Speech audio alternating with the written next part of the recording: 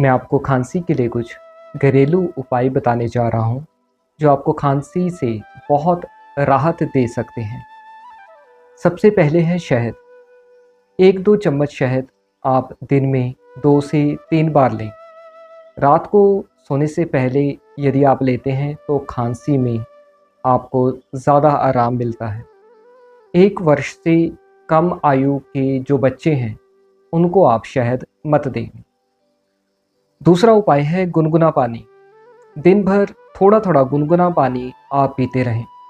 इससे गले को भी आराम मिलता है और बलगम भी पतला होता है। तीसरा उपाय है अदरक।